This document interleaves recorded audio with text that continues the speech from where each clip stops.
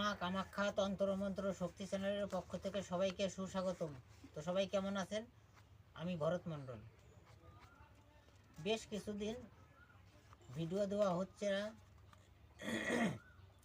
শিব চতুর্দশী পূজার কারণে মাইক আর ডিজের সমস্যা, এতটাই আওয়াজ ছিল, বাড়ির পাশেই পূজা হচ্ছিল, তাই ভিডিওগুলো করতে পারছিলাম না।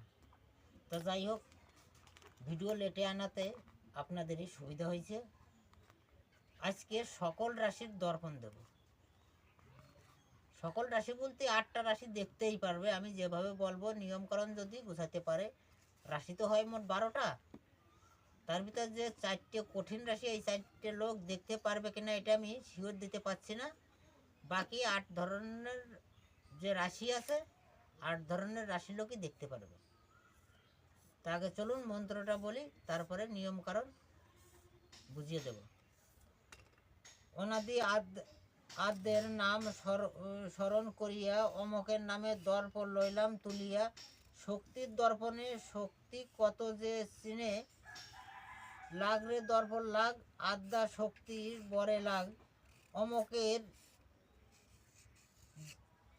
মানে যেটা হারিয়েছে বা যাকে দেখতে চাচ্ছেন সেই জায়গাটা এটা নাম হবে।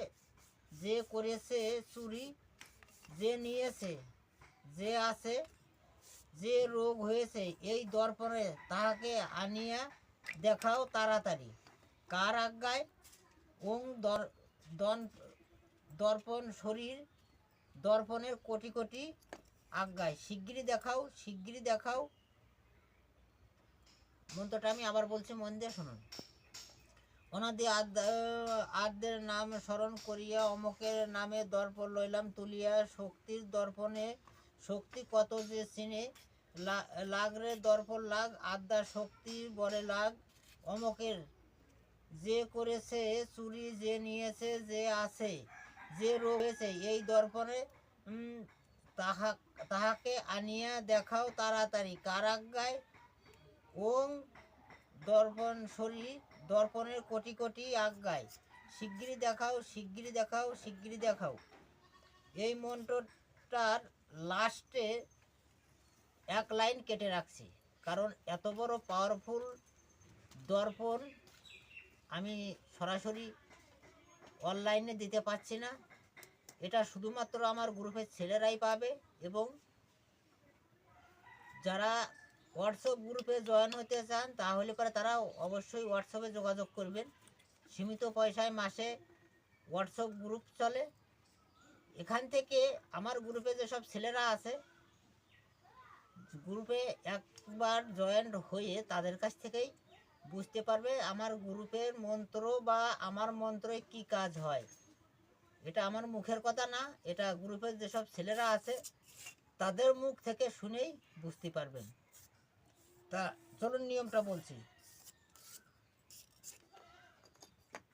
সুপারি ও পাল লাগবে, মায়ের মা কালীর একটা ফটো লাগবে, সিঁদুর আনতে হবে, ত্রিফলাযুক্ত বেলপাতা লাগবে, সিঁদুর দিয়ে মায়ের ফটোটা দর্পণধারীর আসনে রাখতে হবে।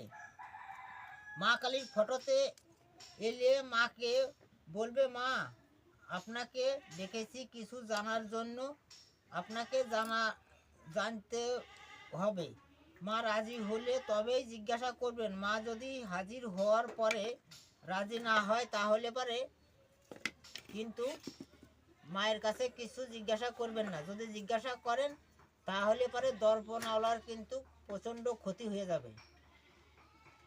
তা আমি যে যে একটা লাইন কেটে রেখেছি, এখানে আর একজনের দোহাই হবে।